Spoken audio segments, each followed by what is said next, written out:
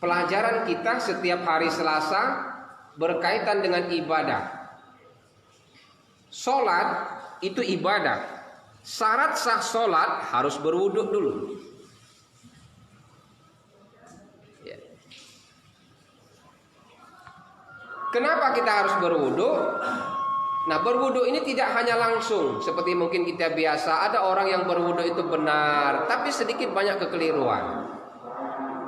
Jadi berwudu yang baik itu yang bagaimana yang diajarkan oleh Al-Quran dan diajarkan oleh Sunnah Rasul. Kalau kita ingin melihat orang sholatnya baik dan benar, lihatlah wudunya. Kalau dia berwudunya benar, pasti sholatnya benar. Tapi kalau sholatnya cepat seperti kilat, pasti diambil air wudunya cepat seperti kilat juga. Tak percaya buktikan lah. Ya Pak ya. Oh, kocok sudah. Sholatnya pasti tidak benar. Makanya para ulama hadis menjelaskan, orang yang wudunya benar pasti sholatnya benar. Kalau wudunya tidak benar, udah pasti sholatnya juga tidak benar.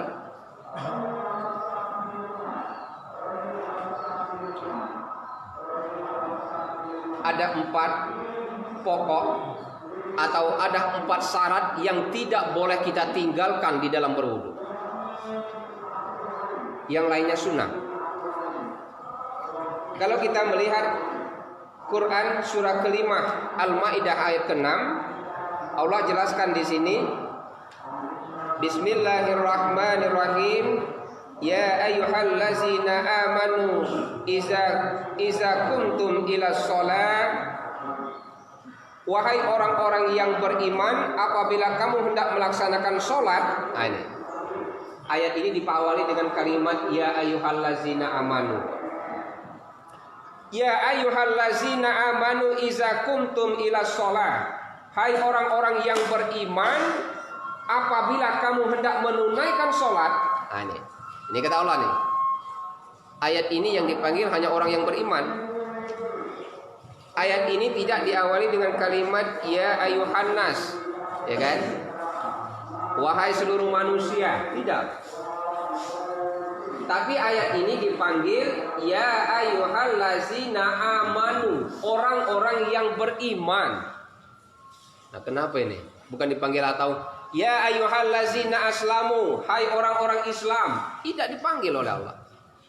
Allah tidak panggil manusia, Allah tidak panggil orang Islam, tapi Allah panggil orang yang beriman untuk sholat. Betul lah Pak?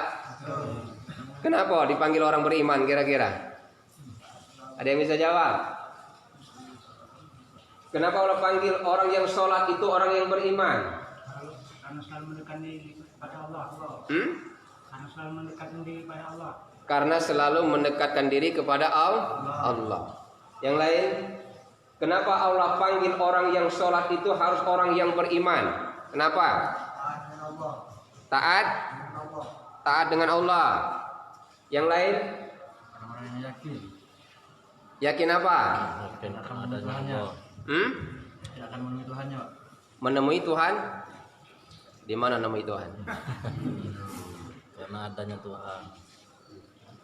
Ya. Ayo kita belajar berpikir menerjemahkan ayat ini. Kenapa orang yang melaksanakan sholat diperintahkan oleh Allah, Allah hanya panggil orang yang beriman?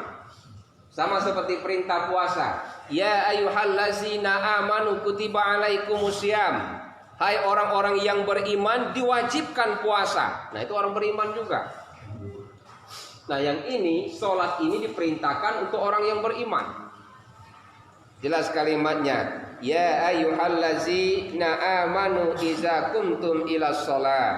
Wahai orang-orang yang beriman, apabila kamu hendak melaksanakan sholat. Ada yang bisa jawab dah? Belum ada yang mewakili jawaban yang sedikit mendekati benar. Kenapa orang yang beriman yang disuruh sholat itu? Ada yang bisa jawab? Ya Ustaz. Apalah?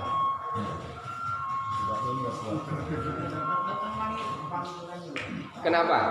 iman adalah suatu pakaian kaum muslim di agama Islam. Kalau dibandingkan dengan iman, iman adalah pakaian kaum muslim. Diharuskan untuk orang Islam masuk iman ya, iman. Jadi kalau iman ya dari agama Islam. Oh, jadi hanya untuk orang Muslim yang beriman. Taati segala. ini bisa jawab? Yang lain? Kenapa yang sholat itu harus orang beriman? Taati segala perintah Allah. Larangannya. Ada yang bisa jawab, Pak? Kenapa?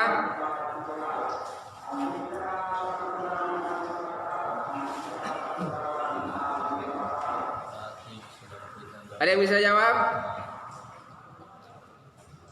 Karena banyak orang yang mengaku agamanya Islam tapi tidak pernah ibadah sama sekali. Betul apa benar? Betul, Pak? Ya kan? Allah panggil di sini, ya ayyuhallazina amanu iza kuntum ila sholah. Hai orang-orang yang beriman, kata Allah, apabila kamu hendak melaksanakan sholat. Yang dipanggil sholat di sini orang yang beriman.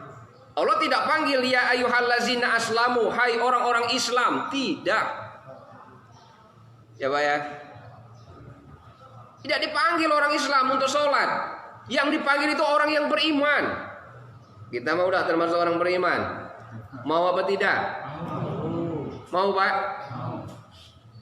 Ustadz, kenapa Allah panggil orang yang beriman? Banyak di negeri kita Indonesia ini hampir 90% orang Islam, tapi tidak banyak yang beriman kepada Allah. Betul lah Pak? Jawaban jujurnya, contoh, Bapak Islam tidak? Islam. Apa yang menyebabkan Bapak mondok pesantren di lapas ini? Karena imannya saat itu lari, Pak ya. Betul nggak? Betul lah Pak? Kalau iman kita jaga, tidak mungkin kita harus menikam di sini. Betul apa benar? Yang sini benar, yang sini betul. Ya? Betul tak Pak? Ya.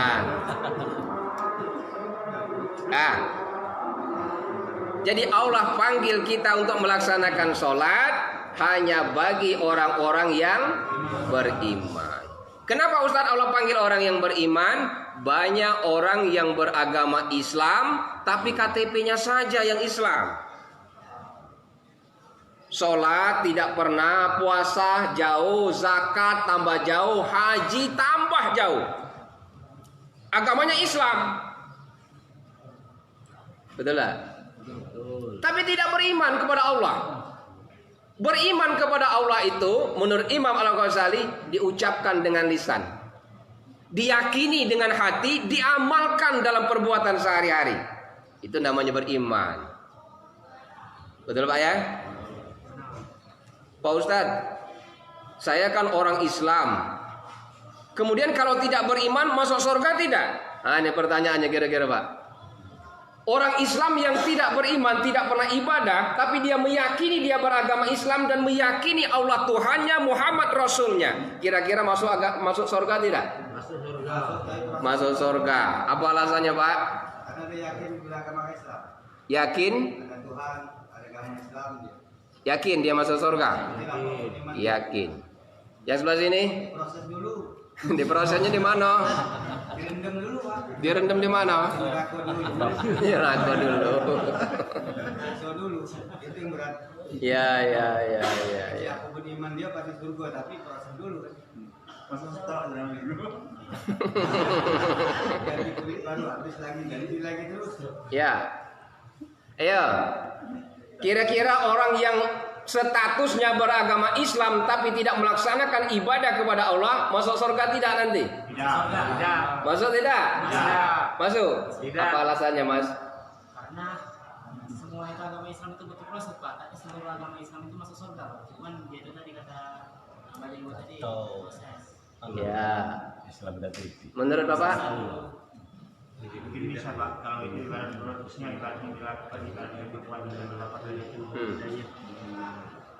Jelasnya mata Allah itu ibaratnya tidak ada bila dia berkehendak. Penting kita bisa ibaratnya.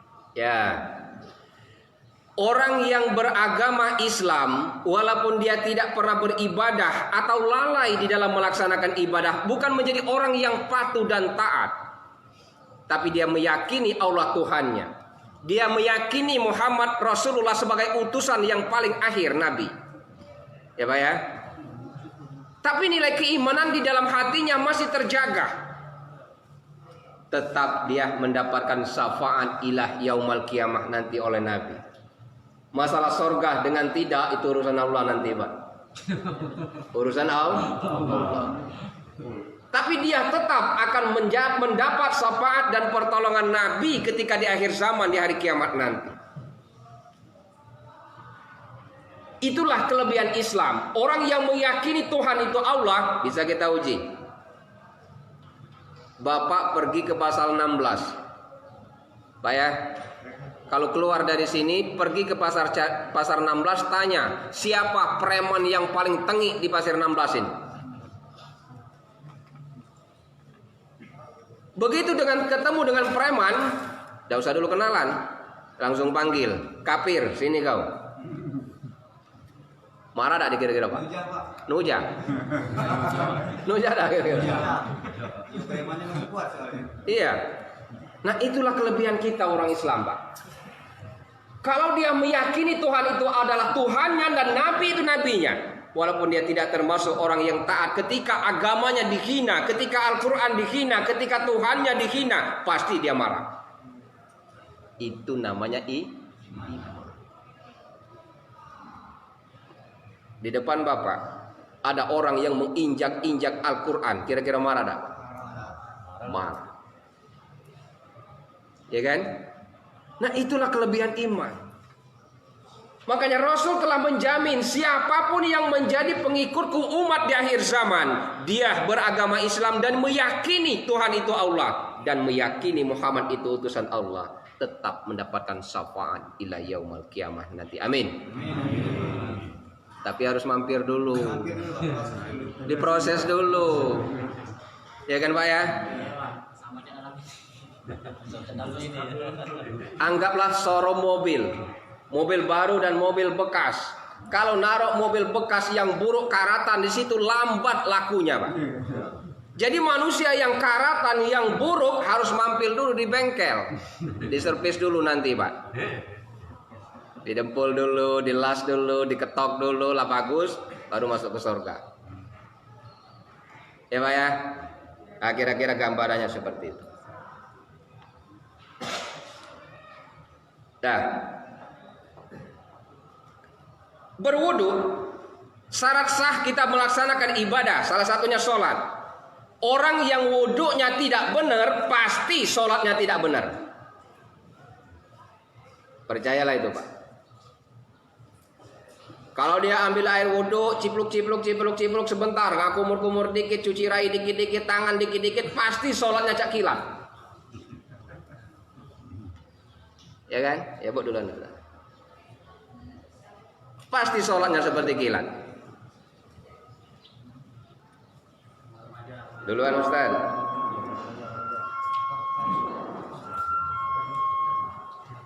Ya. Dah, yang pertama.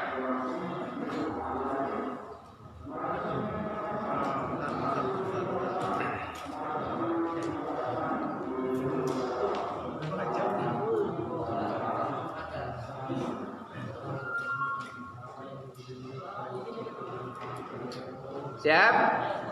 Yang lain silakan sama Ibu ya, belajarnya di situ. Yang binaan Ibu nanti kalau ada yang lain kita bagi kembali. Sembari kita menunggu, kita teruskan pelajaran kita.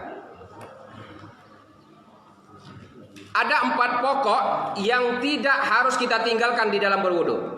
Kalau 4 ini kita tinggalkan, tidak sah wudu kita.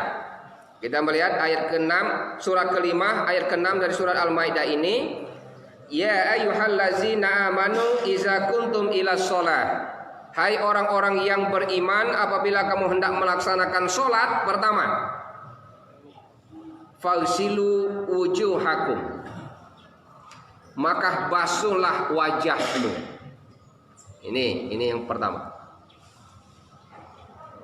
Fagsilu wujuhakum.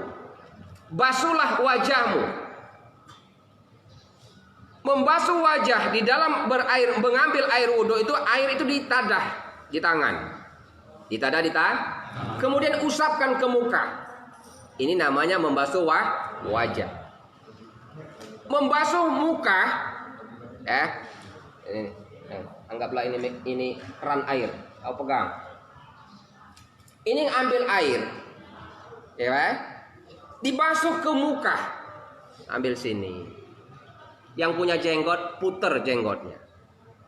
Kemudian jempol ini arahkan ke belakang telinga, membersihkan wajah.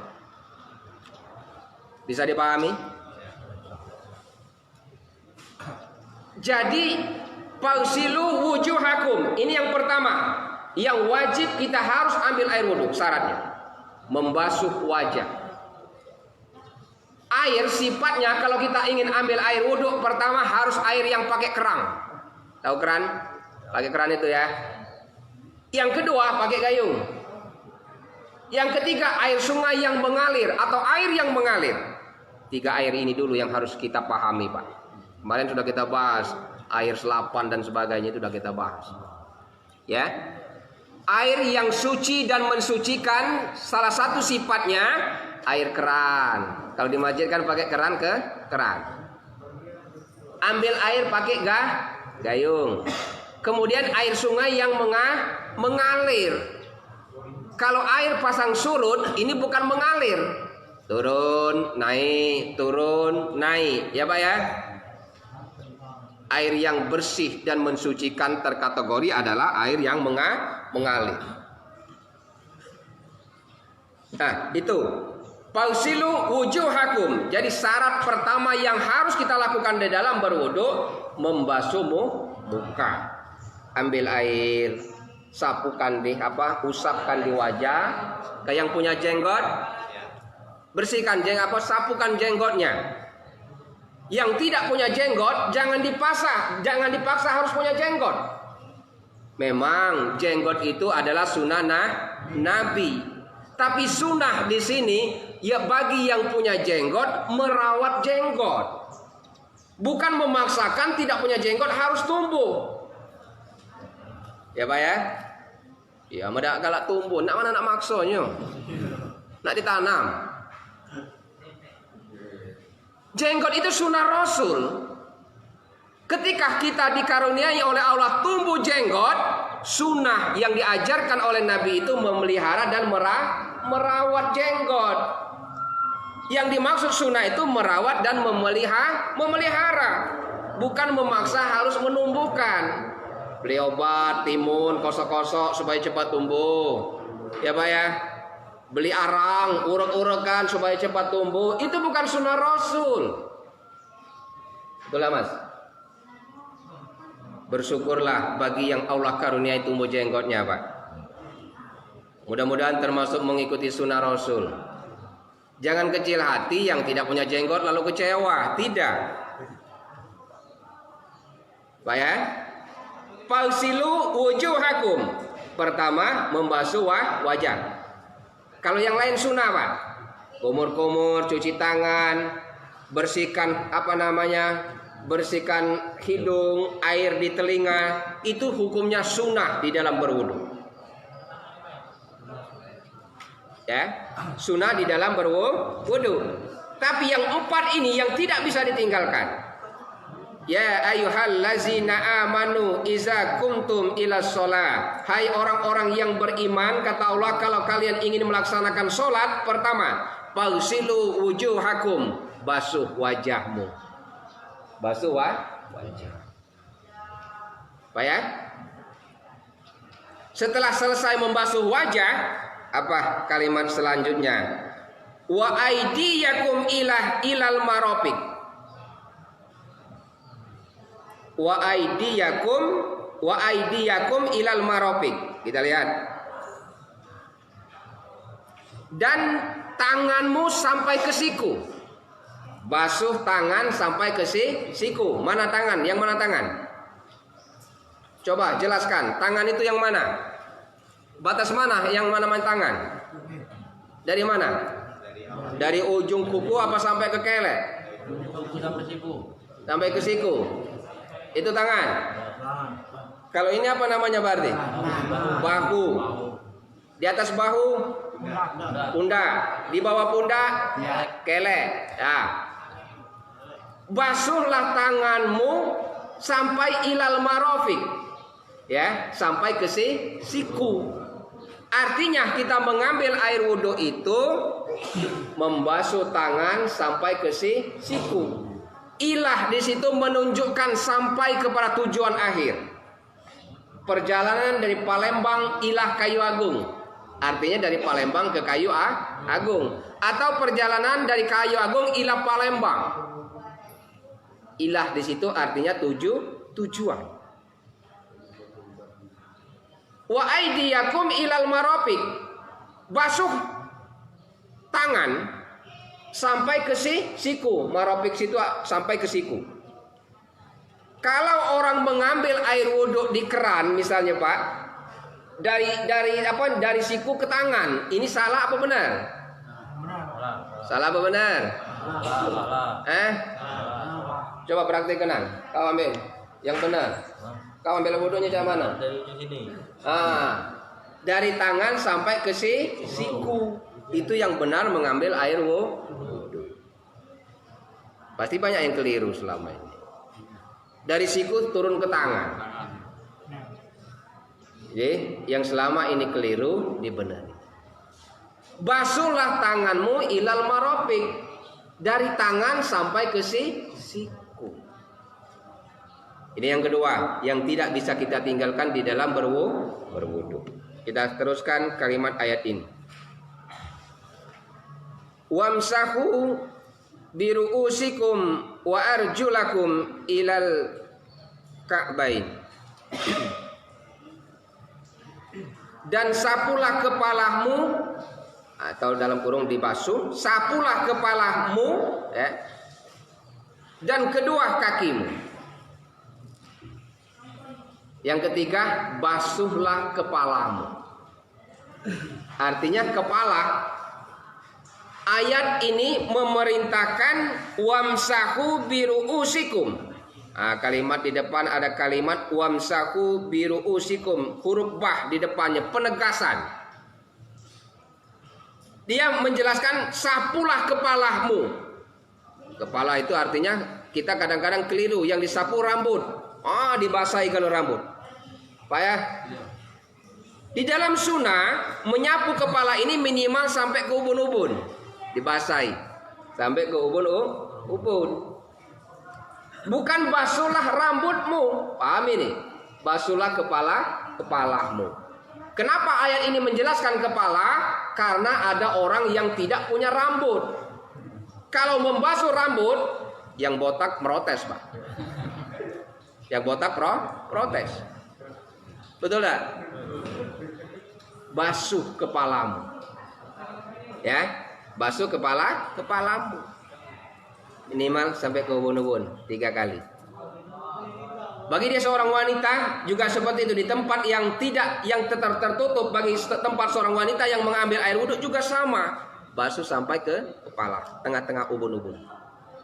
Itu membasuh kepala, bukan membasuh rambut.